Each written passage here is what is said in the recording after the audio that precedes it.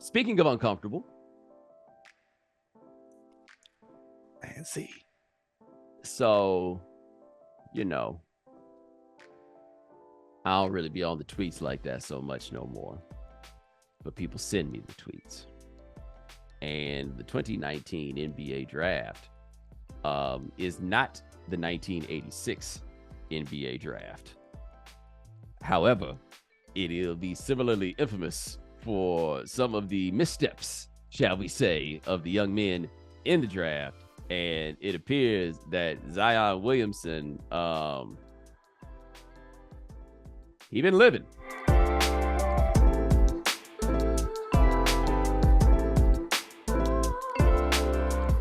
Ladies and gentlemen, welcome to The Right Time. My name is Bomani Jones. Thanks for listening wherever you get your podcast. Thanks for watching us on YouTube. Rate us, review us, give us 5 stars. You only give us 4 stars. I'm inclined to believe you are a hater. It is Foxworth Friday. Domonique Foxworth, what's going on? So much. So much. There's so much that is going on, man. We're going to talk about the finals.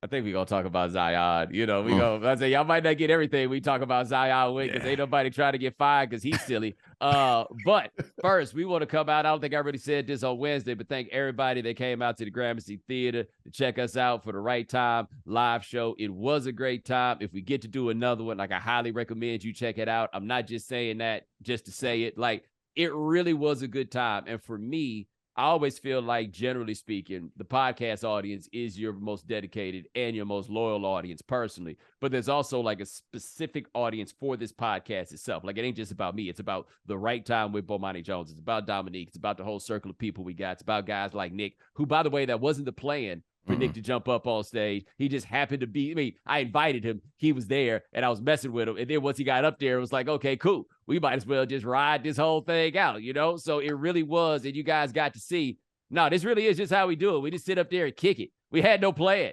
Yeah, we had none. Nick told me that wasn't his first cup. And, and he was having a good time because he like asked me, like kind of whispered to me before he like said into the microphone, should I get off the stage? And I'm thinking, man, this job is hard. You're good at it. Yeah. Take some of this content load. We're not paying you? Okay, good. I'll just like, yo, come on, hang out. And it's so funny because I'm looking at his wife and she and I are close, and she's just she's afraid that he going too far, right? She telling him to get his ass off the stage. I'm like, nah, baby, it's cool. Everything's straight. You know, can I say one more thing about it? It was, well, I mean, the audio is out there, and I guess the video is out there too. So you don't have to. It's not even like you're selling it to people. Oh, no video. Yeah. Well, anyway, it's not even like you're selling to people. They can listen to it and tell that it was a really good time and it was a lot of fun. And this was the first time where I was like a little bit nervous. You know, we don't prepare nothing. And in the green room, I was like, you want to just do a little rundown or something? I mean, it is a live show with an audience. Bomani is like, nah, we do our thing. We went out there. We did our thing. It was funny as hell. It was so much fun. And you were right. Let me tell you a secret. I, too, was a little bit nervous about how the no rundown situation was going to go because we ain't had no computers in front of us to stop and like double check and come across something, and you can't look at your phone just in case something comes through. And we was kind of flying without a net because we didn't have a clock. We was just going. Like every now and then I had to look at my watch trying to see what was cracking. Well, I appreciate that you, as the star of this team, you gave out the positive vibes. You did not seem nervous, so I didn't feel nervous. Nah. It's just like, yo, I was ready to take that shot. But let me tell you what was different for me about doing that pod after having done game theory. One, I got a little bit of stage fright, and apparently game theory has just wiped that part out for me. I was just like, okay, cool. We can make it happen. And it was funny because in line, I think you were there when I was talking to the dude, one of the dudes in line before the show. Like, we had people wrapped around the block an hour before the doors open. You know what I mean? So we out there. And this dude was talking about game theory, and he said something about the idea of a courtesy laugh that you get from a studio audience. And I was like, oh, no, sir, that's a myth. That does not exist. Like, when you hear what you think is a courtesy laugh, it's just not that many people laughing. Yeah. There is no courtesy laugh. They will let your joke go over like a fart in church. We did surprisingly well here and keeping the laughs actually coming. Because, man, it's different when it's just the rhythm. You know what I'm saying? When you try to do that, and it's planned, it's a lot harder. you don't think about a bunch of things until you're actually there. When I got there, and I was like, we don't got nobody warming this crowd up. Dude, that's what I was about to I say. was like, hey, Dan, you gonna introduce us? You got a couple jokes in your pocket or something, Dan? Yo, I've grown accustomed to being welcomed by a standing ovation. That's how things went down with game theory. I come out there with game theory. We get a standing ovation. I was like, yo, y'all just clapping and sitting down. Like, I don't know if you guys heard. Some of y'all got on a plane. I'm Bomani Jones. You still sitting in your seats? But it's like, oh, I did not have my man sitting to warm the crowd up. That's a very important factor in the production of all of these things. I almost wanted to be like, yo, no, fuck that. I'm gonna come back out here and y'all about to show me the proper respect. You know, like I don't feel it from y'all. But the energy itself was good. My mama was there. She was, very pleased. She seemed to enjoy herself. And I mean, people really did. You said you was riding the Acela.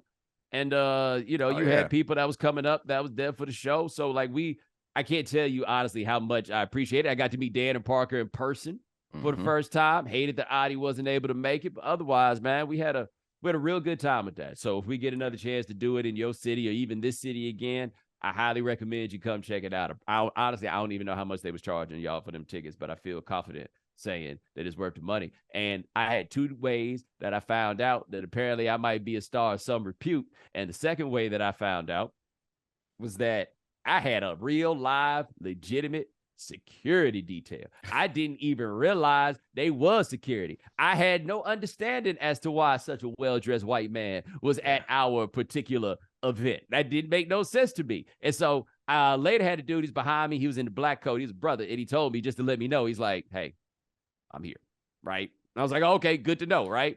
But it was the type of security you had too. That's like a big deal. It wasn't like we found some big rough dudes who can fight.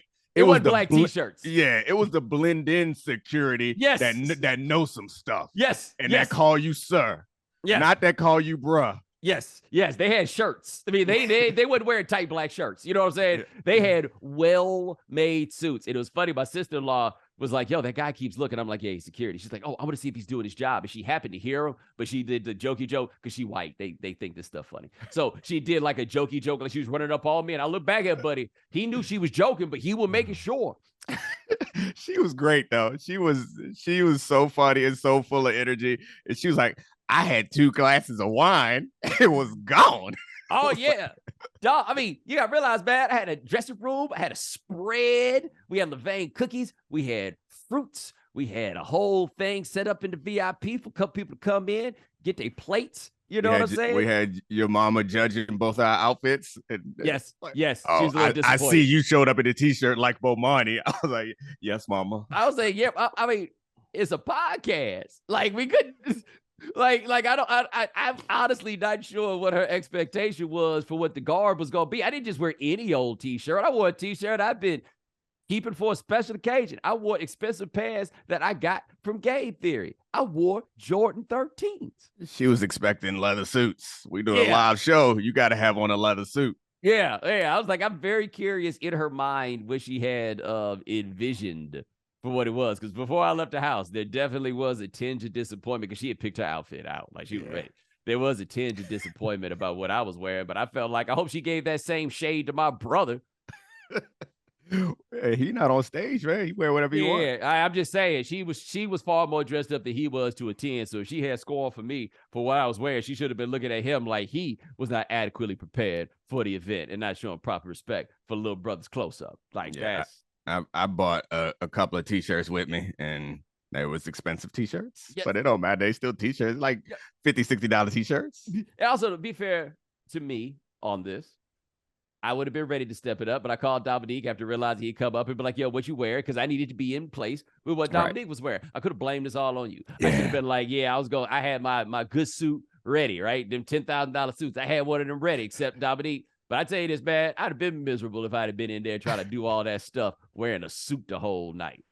I mean, that's what friends are for. They are there to take the blame. So Fair.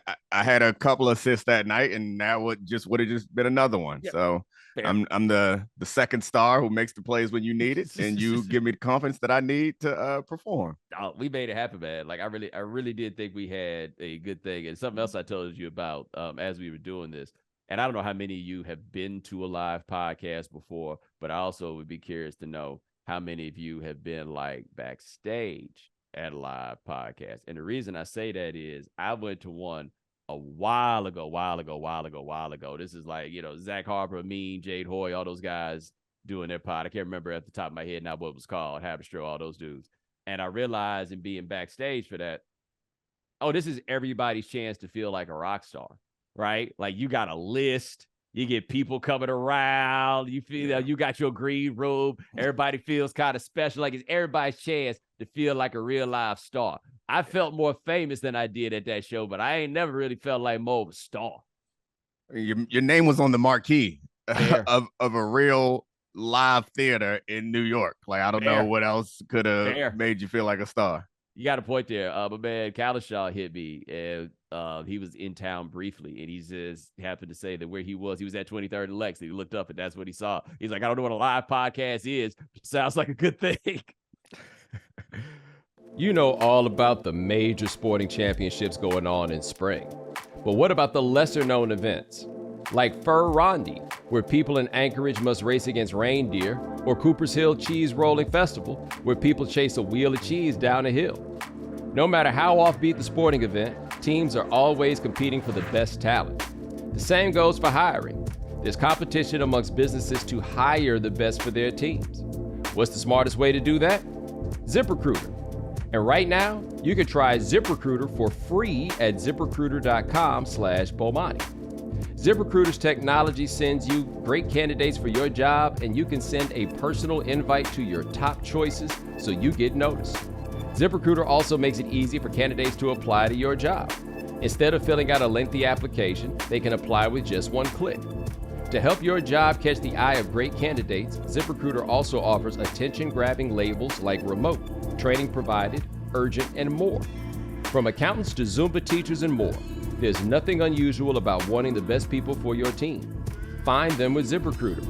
4 out of 5 employers who post on ZipRecruiter get a quality candidate within the first day. See for yourself. Go to this exclusive web address to try ZipRecruiter for free. ZipRecruiter.com/Bomani. Again, that's ZipRecruiter.com/BOMANI. ZipRecruiter, the smartest way to hire. But again, thanks everybody for showing up. In other news, the Nuggets just decided to remind y'all in game 3 who is actually the better team. Like, okay, got caught slipping. It happens. It ain't going to happen again. It did not happen again. And I was watching Get Up before I came in here to record, and I think it was Alan Hahn. He was on there, and he was talking about he didn't understand how it was that the Heat, didn't bring the effort when effort is their thing. And the reason is energy is a finite resource, man. Like, it might regenerate itself a little bit, but sometimes, man, you just ain't got it to be falling down on the ground all the time, man. Like, all of us know what it is, man. I just ain't got it today. And they just ain't have it that day. Their problem is they can't win unless they have it. The emotional component of the game is something that you can't fake. And I think I've told you this story before about how there was one of the many differences between me and Ray Lewis was how he was able to work himself up to an emotional state for a random game in the middle of the season against the stank-ass Browns. And I was like, all right, we in Cleveland. Let's get this win. Let's get on this plane and let's get back out. I'm standing in the tunnel before we walk out on the field thinking that, and I look over and Ray is in tears in the tunnel. And I'm like, at this point, he in year 12, 13, he already Hall of Famer, already got a Super Bowl, is probably on his way to the Pro Bowl, by far is the best linebacker in a generation, if not ever. And I'm in there thinking, like, it's not explicit in my mind. I'm not like, this is bullshit, let's get it done. But like, my mood is like workman-like, all right, we got a job, dude, let's go do this job. I ain't like in the tunnel getting hyped like I was in high school. This man had worked himself up into tears, and it's the only person I've ever met that can do that no matter the circumstance. And I know this is the NBA Finals, but when you are in a 7-game series multiple times over the course of a couple of months that require you to out hustle everybody, there's gonna be some times where you ain't got it, and I respect that. Dominique, they've been out hustling people for 6 weeks in a row. Like this is not like you just got to dial this up once a week and make it happen. They have had to be on every game for 6 weeks. And keep in mind, that Boston series was 7 games in 14 days of what a legitimate emotional roller coaster. You don't feel like there is no video game power bar for how much energy you have, or how much emotional energy or like mental energy, which I feel like is a different thing, because we talk about how great a coach Spo is. Being able to execute changes and instead install game plans and properly execute game plans from game to game, even within a game, like that takes a toll. Like, it's not just about these physical bodies. It's like, all right, so what we gonna do this week? Okay, so when they come with the pick and roll, we gonna trap them out of it this time. Okay, we gonna play high on this stuff. We gonna hedge every now and then. Offensive end, we gonna move this direction, even though last week we was moving that direction. We gonna pivot this way. We gonna focus on getting the ball to Bam and making him a passer. We gonna make him a mid range. Like, all that stuff is stuff that they're changing from game to game, from series to series. I'll be just tired from that. Just a game plan, and then on top of it, we gotta dive for every ball against these dudes that's bigger than us. But you just pointed out something underrated about sports and athletes as work that I really hadn't thought about until we were having this discussion right here. Can you imagine if every day you showed up to work and it's the highest stakes, and it's like, we're gonna do something new today? Every single day, you wake up not having any idea how we gonna go about doing this today. Me and you've been doing this podcast here as we do it now together for what, 2-3 years? Yeah. It's the same every time. I got this whole thing built and set up to be the same every time all of us sit down. Every day, them cats is coming up to Spo like, so what are our new operating procedures? So when you ask, can you imagine that? I assume you talking to the listeners. Yes, I can imagine. I know you can. It's not even that the changing it is hard. The high stakes is hard, but the tension on it is hard also. And the skill level and execution is so high that don't nobody have no like latitude for you. Like, imagine if everyone who is listening, like Bo said, you got to get to work. And when you get there that morning, they're like, all right, we're doing it this way, this time. And tomorrow, the whole world going to watch you do it against somebody else. Don't mess up and do what we was doing yesterday. Like, oh, damn, my bad, dog. That's right. We're doing this. Yeah. And like in your job, if that happened, my guess is people be like, oh, yeah, that makes sense. We asked you to do it this way yesterday, and you did it 13 times that way yesterday. Today, we're doing it a new way. You're going to do it 11 times just right. But the 2 times at the end of the day, when you do it like you did it yesterday and things fall apart, the following day, we're going to focus on that. And we're going to talk about he was on track to being the best accountant we had in history. But no, this man decided he wanted to mark the market today. We ain't been marking the market since last year. You out of it. They just cooking you. And by the way, the thing you got to come up with a new thing with every day this time is, how do we stop that big ogre? What do we do against the, like, I don't know what you're supposed to come. Like, the you don't know what to do with Jokic is much different than the you don't know what to do with Shaq. Because with Shaq, you never start with the idea or thought that you could come up with something to do with him, right? Like, you just walk in knowing there's nothing we could do with him. Jokic, you can really talk yourself into being like, nah, man, we come up with something. But you can't.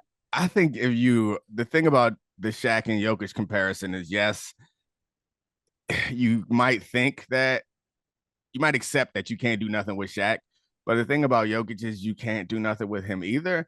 And he can impact the game in so many different ways where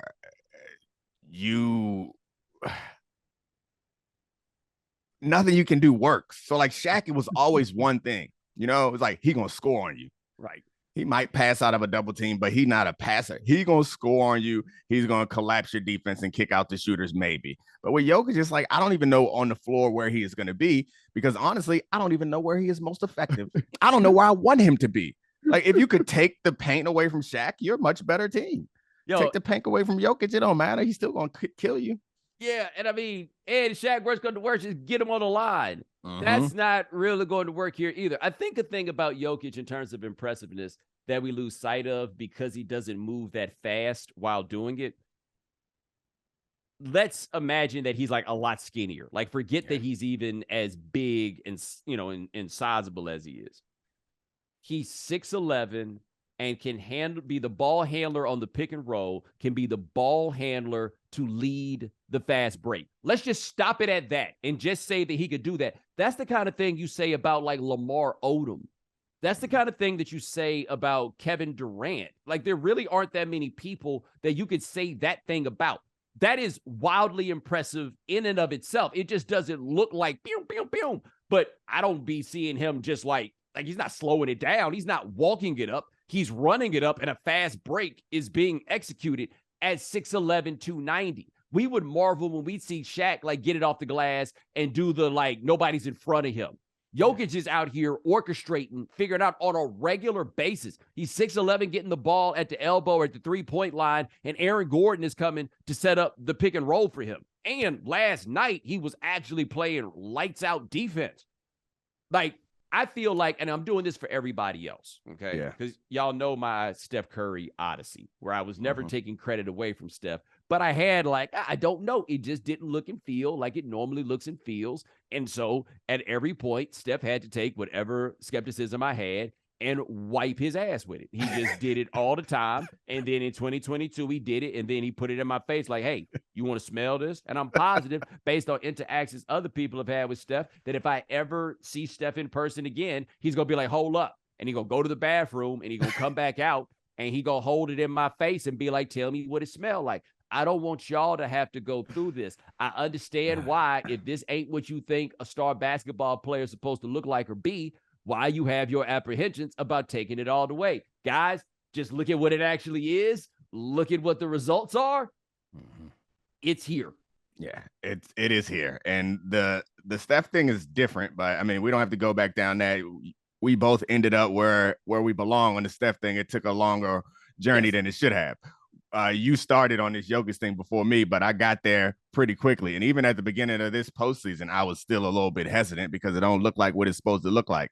But then a series in, I'm like, oh, yeah. I'm sorry. Let me go ahead and get on the right side of history. You don't have to stay on the wrong side of history. You can change your opinion. Nothing wrong with that. And I changed mine and I accept it. To go all the way back to the beginning conversation about changing what you have to do every day, I just wanted to add this other dynamic that the Heat have to overcome is the job that you are doing while you are changing the way that you are doing it. It's not like, if we stick with the accounting example, now the spreadsheet moving, the other team doing something different too. Yes. It's just, I'm getting stressed out thinking about it. Like I don't have like a ton of nightmares, and I don't know how I would consider this a nightmare, but I've woken up since my post NFL career and like felt stress, the type of stress that I felt when we were going into a big game, and I never remember thinking like, damn, I don't want to play today. Damn, I don't want to work today. But I do remember having that feeling like it's going to be a job today. I've woken up after having a dream like that and then realized, oh no, that was a dream. Whew, the relief I felt. Oh, we done with that. We have already passed that. I don't ever have to feel that again. The relief I felt is weird because I don't remember it as a terrible feeling. At the time I was young and I could handle it. And it was like, yeah, this intense. Like, I like waking up and feeling like this. Maybe I was convincing myself of something, but I know I haven't had one of those dreams in a few years, but I know when I woke up, I was like, oh, that was a dream. Whew, let me get some Cinnamon Toast Crunch and read the internet. Hey, man, I want to throw something out here at you. How long is it going to be before the Saudis or some similar entity buy the Lakers? Not long at all. I mean, if you take it off the Lakers specifically, it's no. I'm specifically right. So I think they won't buy they'll do the same thing that they did with with PGA Tours. They're gonna buy into it. I don't think that Jeannie Buss or somebody the Buss families will stop being the face of it. Oh, hold on now. picked them in particular. Okay? Yeah. There's a reason why I picked them. I know. Because, as people know, the Saudi Live Tour and everything else. All right. Now, I've been sitting here thinking about it, and I did not get a specific list of the league, but I feel pretty confident saying this, and you're welcome to correct me in my Twitter mentions if I get this wrong, but I feel like I'm right in saying this, okay? The Lakers ownership is the only ownership group left in the NBA whose money is the team, right? Like everybody else is rich from other stuff. The Lakers' money is in that team. We know the deal with the Saudis and what they got going with sports, and they look like they trying to buy themselves a little piece of everything. We watching them buy all kinds of glamour franchises in soccer, for example. We seeing them do that. If they walked in and offered the Bus family $10 billion to buy the Lakers, they can't say no. Yeah. It's not an option. Yeah. I knew that's why you picked that team, because they are a team that is in a marquee city, is a glamour franchise, but don't got long bread.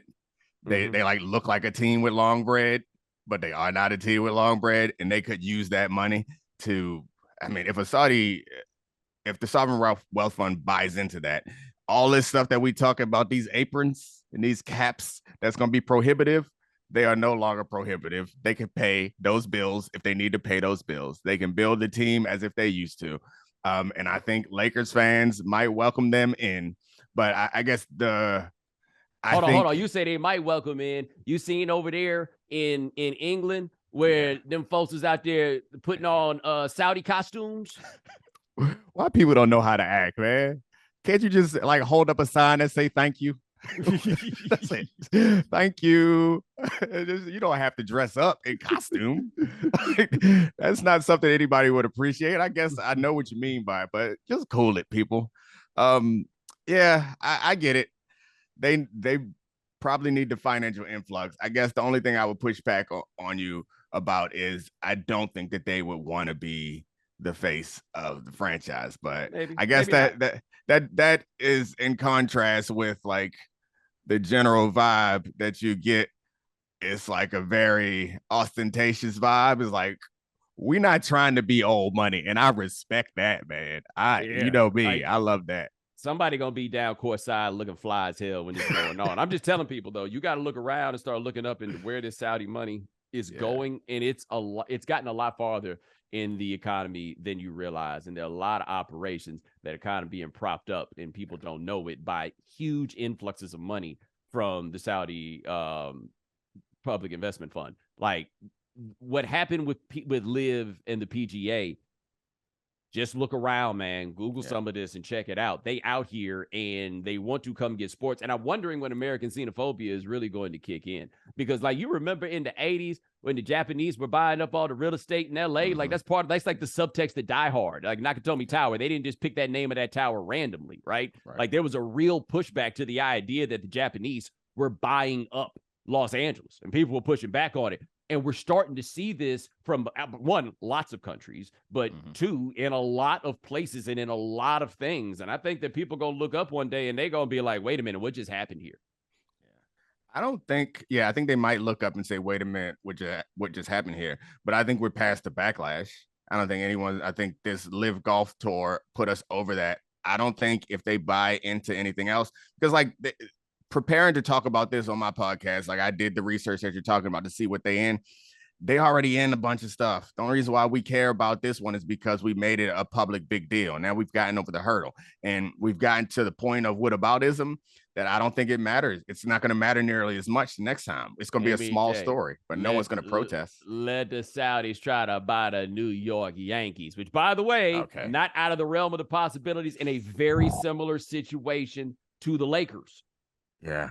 You know what I mean? You think Staten Island is going to have some things to say, Domonique. They might be happy because the Yankees will spend money again, because there is that part, right? But at the same time, it's going to hit a little funny with some people. Like, you're right. And maybe we've just reached a point of like, we're so cynical that we can't even be racist. Okay, maybe that's it, right? Like the cynicism is so much that the xenophobia is not going to kick in. That is entirely possible. But I do think that I think that a lot of observers are looking at this, and no disrespect to them, but they don't read these other sections of the newspaper. And I'm not saying that as an insult. I'm just saying that's not how they allocate their time. And so I think that this is going to hit people out of nowhere. Like how it hit people out of nowhere that Jokic was that dude. It'd been going on for a long time. They just wasn't really paying that much attention to it. Yeah. Saudi Arabia looking like the Jokic of sports money. Yeah. I think you're right. There's New York and places like that. There will be a legitimate backlash, but I don't see it being a backlash in LA. I don't see it being a backlash in most other cities. Like people are going to be upset about it, but I think it's not going to be bigger than the Live PGA merger. But see, I think the thing with Live and PGA though, where it's a little different, is that nobody felt an ownership stake in those things in the ways that I think the regular people like. Let us find out that Jerry Jones selling the Cowboys to the Public Investment Fund. That's true. Yeah. You know, like people have an investment in the Cowboys. Like the Cowboys are. If you sell fair. America's team to Saudi Arabia. All right, maybe I'm being a little hasty. There are a couple franchises. You sell the Oklahoma City Thunder to them. I don't think it's gonna be much of an uprising. I tell you this though, you can make a movie out of that one. The Saudis come to Oklahoma. I'd love to watch. This is the first thing they coming in. It's like, yo, what is all this wind energy you guys are talking about? Take all them wind mines down. I don't even really understand how that shit works, to be perfectly honest. But it'll be a wrap on that. I forget who it was that hit me up as they watched the Saudis. Like after watching the Saudis leverage a worthless asset into an entire golf tour, and he was like, "Man, we gonna be driving these gas cars forever." Yep. I didn't even think about that, but yeah, we burning oil. yes. Unless they put some stuff in the ground over there, and what comes out is electric vehicle batteries. We are gonna be driving. We're gonna be using some form of gas for a very, very, very long time. Like if you think that you gonna pull up to a PGA Tour event and they gonna have a charging station for your electric vehicle, you are mistaken. Not unless they somehow get them some lithium mines or something. Otherwise, we are hooked on this gas, man. I don't know. Like I think I want to believe. I guess I don't know where to draw the line on any of this stuff anymore, which is not a cop-out, but it's like when you look up to see all the things that they're invested in, even if you wanted to like Uber, they in Uber. Even if you wanted to like make a stand and be like, I ain't gonna watch this PGA tour. Yeah, that's like I'm boycotting Amazon. Yeah. Okay. Okay. Yeah. Good luck with that. I hope Amazon treat their factory workers better. However, I'm gonna need my stuff. Like I need my servers. I'm gonna need my shit delivered. That's the one. The servers. Yeah. Like that's the thing, is that even if you decide that you go mom and pop it, Amazon is the backbone of the internet. The whole thing. The whole internet. Like we go boycott the Saudis. Nah, that's not really. It's not the option that you may originally have believed that it was. No, man, they out here. They have got a lot of this on Lizak. Do you think it's any worse because of the way that the PGA Tour went about it? Yes, that's the whole thing. Yeah. Like they, I mean, I actually cut slack to the PGA Tour on this, and I don't have any facts. I don't know like specifically what happened, but I'm just looking at this, and they must have thought they was going to lose this lawsuit. Like otherwise there's no reason that this goes the way it does. And the Saudis wind up getting the chairman of the board seat. You know, like they won. This doesn't seem like a compromise. This doesn't seem like a merger. It seemed like they got housed. It was definitely a hostile takeover, and they try to put a happy face on it. Yeah. And though I think you're right, though, on the thing that you mentioned about Jeannie Buss, because it does appear that even if that man is going to be the chairman, the Saudis do seem to understand it is not wise for them to be out front talking about this stuff. You got to get you a white man or white woman out here to deliver whatever news it is that needs to be delivered. Jeannie Buss is still going to stay the owner of the franchise, and she's going to still go to the meetings and speak for everything, even if they bust her down to 3%. Yes. She's still going to be in charge. She's going to be rich as hell, too. Yeah. Hey, let me ask you this. True or false? Busta Rhymes was a prophet. True. True. was looking at that ridiculous video yesterday. First of all, can you imagine if somebody tried to put out a song in 2023 called, and I quote, Arab money? That's ridiculous. And with videos, with dudes doing the money stuff in it. Like, how in the world was that allowed? I was talking about this the other day, how like you look at old comedy and stuff, and it's like, yeah, I get why that was funny, but it ain't funny no more because like it's just so uncomfortable. Yes, the world changes fast, and sometimes hip hop is on the forefront of the changes, and sometimes it's a little behind. Yes. Speaking of uncomfortable, let's see. So, I don't really be on the tweets like that so much no more, but people send me the tweets. And the 2019 NBA draft is not the 1986 NBA draft. However, it'll be similarly infamous for some of the missteps, shall we say, of the young men in the draft. And it appears that Zion Williamson, he been living. Yeah, I saw I had a tweet sent to me that advertised the future 30 for 30. Did you see this tweet? No, I did not. It said 30 for 30, guns and buns.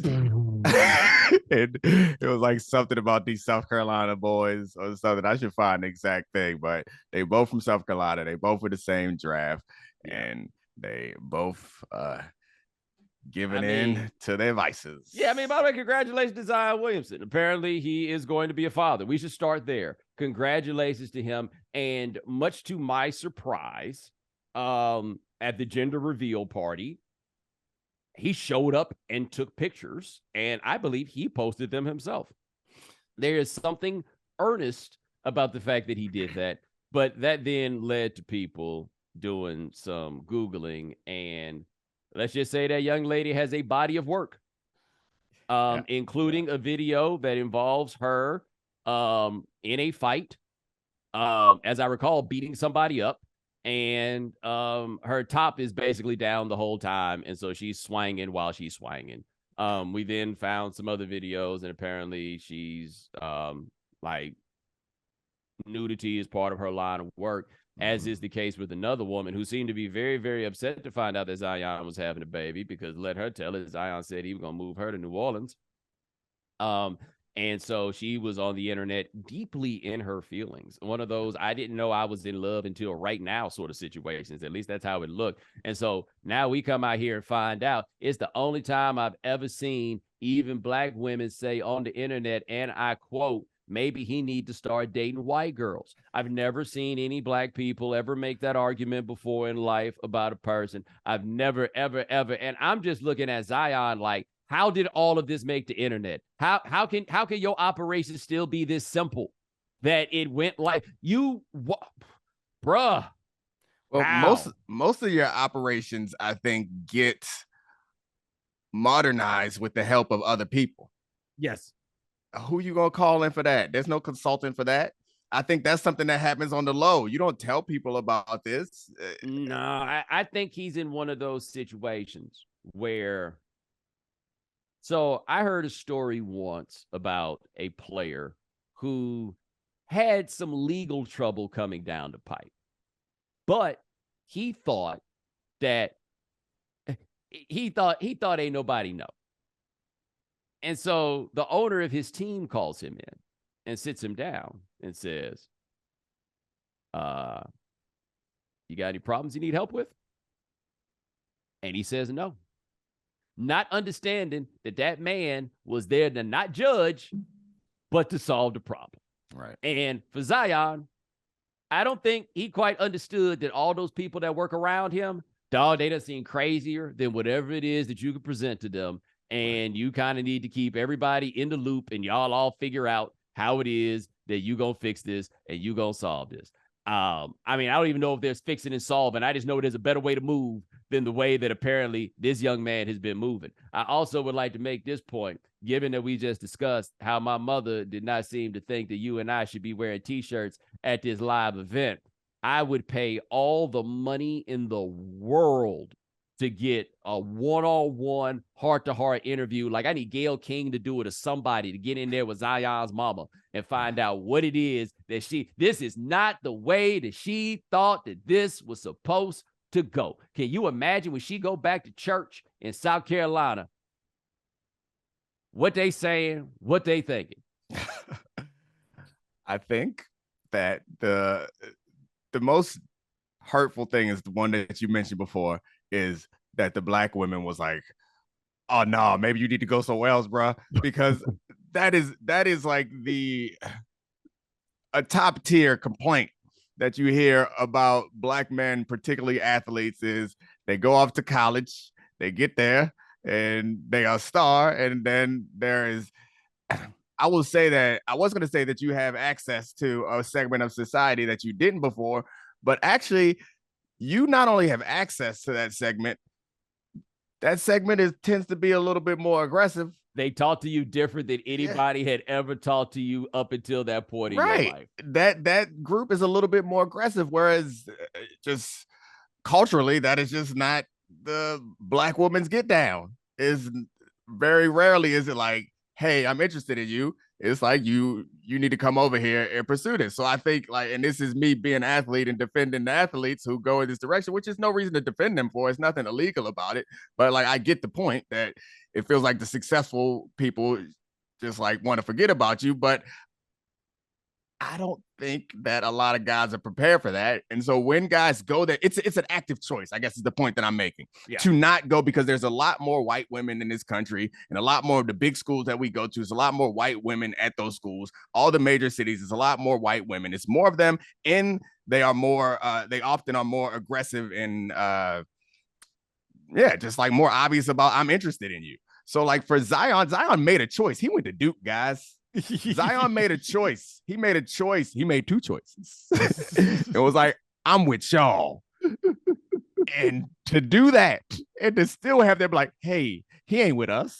That is a real low point. Like, of all the things that made me sad about this situation, that one might make me the saddest. Well, the other thing was that woman talking about, I was helping you get better. I was helping you heal. So you're the problem. The boy not healed. The Pelicans training staff got fired too.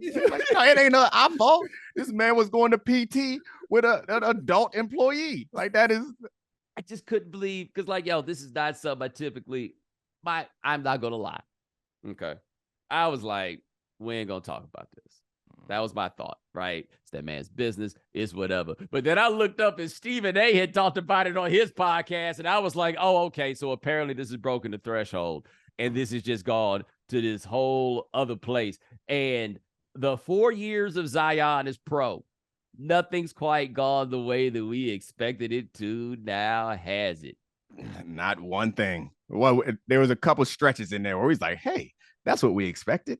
Yes. And then most of everything else, most of the highlights of Zion's career. Oh, man, it's going to be such a great comeback story, though. Like, Zion gonna have a great comeback story 2 years from now when he win league MVP. It's gonna be beautiful. Yeah, I mean,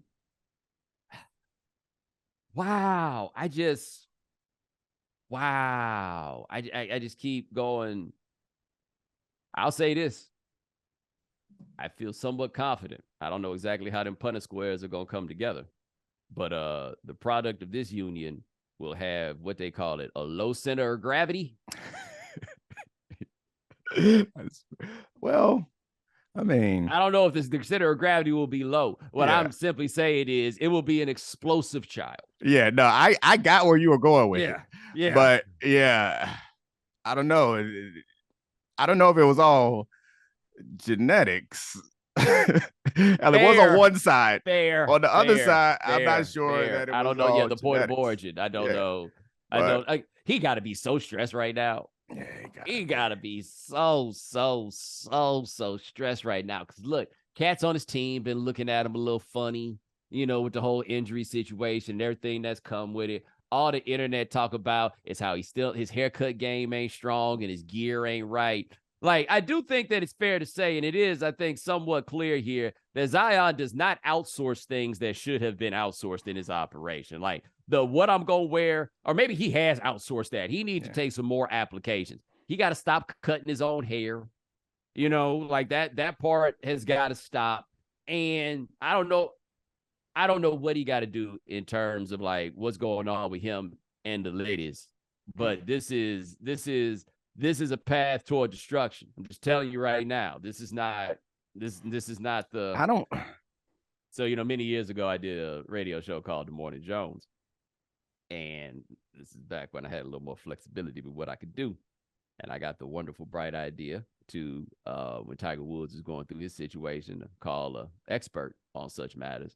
So I called a gentleman named Pimpin' Ken from a movie called Pimps Up, Hoes Down. It's a fascinating documentary that I actually recommend that you watch. But anyway, I remember Pimpin' Ken had a line I'll never forget about Tiger. He could have had Oprah cuisine or Beyonce cuisine, but he prefers broke cuisine. And that seems to be the path that Zion seems to be on the broke cuisine path. And that doesn't end well, son. I'm just telling you right now. That doesn't end well. So I grew up going to visit my dad's family in Charlotte, North Carolina. And also, like, within my own house, there were things that we would cook or eat that I realized at a certain point, you know why we cook and eat this? Because it's what we could afford. Yeah. We don't have to no more. Like, chitlins are no longer on the menu. I don't give a shit if you grew up eating them and you love them. I'm done with it. I will never smell a hog maws again. Like, what are we doing? We ain't there no more. But I guess you like what you like. You like what you like. But he ain't. And the thing is, to be fair to Zion, he ain't the only person that got caught up like this. Yeah. He ain't the only person that's lived this. It's just shocking because it's him, right? Yeah. Like there's a whole host of players in the NBA that we could point out. It just it threw people off because it was him, and B, because he really did. Like I say, there's something really earnest about the fact that he was like, nah, this is my baby. And he showed up and he took them pictures and he put them on the internet. That was the wow, huh? Yeah, I mean, I get why this is funny, and I'm not going to pretend like I haven't laughed at part of it. But most of all, it's just sad. Because like you were saying, the stress that he got to be feeling, like, that's just sad, well, hold up, man. He might love her. And this other one, unfortunately, really thought that she thought her and Zion was going to be a thing. And I ache for her. I do. Yeah. I do. I don't know I don't know what it led to, but she clearly and genuinely has been hurt by this. And Ja Morant got to be like, yo, drop that suspension right now. Right? Like, if you the NBA, I know they said they got to wait till the end of the NBA finals. That yesterday was the day to drop the Ja Morant suspension. You could have suspended Ja Morant for 500 games, and the internet would not have had time to talk about it. No, sirree, Bob. We got something else on our plates.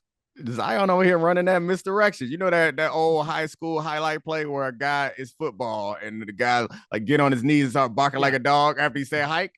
Zion got that for you. We can run the screen on the other side of the field and score us a touchdown right now. He coming through for the homie. Like, that's what he doing. He looking out for the homie right now. I just like I say, I don't know how I feel about even having talked about it in this setting, but at the same time, it got so big. Yeah. And it was people like, yo, I wish y'all could have talked about it in the live show. Hell no. Hell no. That'd have been too risky. Yeah, I've definitely been a little bit too risky with y'all and your phones and whatnot. Ooh, yeah. We can always choose not to air this. Yes, cut out portions of this if we feel uncomfortable before the airtime. But yeah, live show, they'd have had that stuff out there on the internet before we even got to put the file up. Man, yeah, we'd have been shop would have been wrecked. Problems there would have been. Yep. Well, hope he get right and get on the court, because that's all that can heal this. That's the secret behind all this stuff, is you can get away with a lot more foolishness as long as you put out some hits. We forgive people when they put out hits. You got to get out there and hoop. And to be fair to him, man, that boy had a lot of free time. Yeah. I mean, 22, man. He's 23. 22, and it's got to be a lot of stress. Everybody talk about how you coming up short, you can't stay healthy, all of these things. You got your parents on your back all the time, because I know they are close. When I met them in 2019 briefly in Vegas during Summer League, and I remember his stepdaddy was talking about, I forget what age he said about letting Zion leave the nest, but I remember the number and being like, he's an adult now, right? Like, so like I say, his mama, I just can't. I'm sure like you get to the, I'm having a grandbaby point, and I think that's maybe where she got to. But when the second one popped up, that's where mama was just like, what did I do wrong? Like I always did everything I could for that boy. I told him to put God first. But he ain't doing nothing that's like. He's not. That's the thing. He's not. But that's not what it sounds like to your mama. Of course. His behavior is not egregious. No. You got caught slipping. Yeah. Well, but if he is out here, I do think he needs to know this. If he out here telling him I'm going to move you down here, but he really ain't going to move him down here, son, you ain't got to lie. So, yeah, I had to explain this to, well, I don't want to put anybody out there. A person close to me was telling lots of stories in order to get to his goal. And I was like, you realize now you ain't got to do this. Like, you just tell people the deal, and out of 5 of these people, maybe 2, maybe 3, maybe 5, maybe 1, somebody gonna be like, oh, cool, that's the deal. I'm down with that program. And I had to tell him, stop lying to these people, because you're going to get your car keyed and you won't deserve it. Like, just be straight. And not that being honest with them is a cure-all, because like sometimes there's a power asymmetry that even if you're honest, that you are still like taking advantage of them, but at least you can sleep at night. Why are you out here fibbing to people? But I'm not sure that he was fibbing. I think he meant it. I think he meant it every time. Like, he meant it with every person. He meant it every time. And you know what? That is Domonique Foxworth. Check him out on Get Up. Check him out on Anscape. Check him out, of course, on Debatable and the Domonique Foxworth Show, available wherever you get your podcast. Thank you, sir. Appreciate you, bro. All right, now. And ladies and gentlemen, thanks so much for joining us here on The Right Time. Remember, hit the voicemail line, 860-516-4119. And out honor the PGA taking that Saudi money. Tell us the most low-down thing you see somebody do just in the name of getting some money. Maybe a lot, maybe a little, but you know what I mean. 860-516-4119. That is the telephone number. Adi Khan, Parker Owens, and Dan Stancic handling everything behind the scenes. Thank you, gentlemen. Remember, follow The Right Time. Rate us, review us, give us 5 stars. You only give us 4 stars, I'm inclined to believe you are a hater. We'll talk to you guys in a couple of days. Take it easy.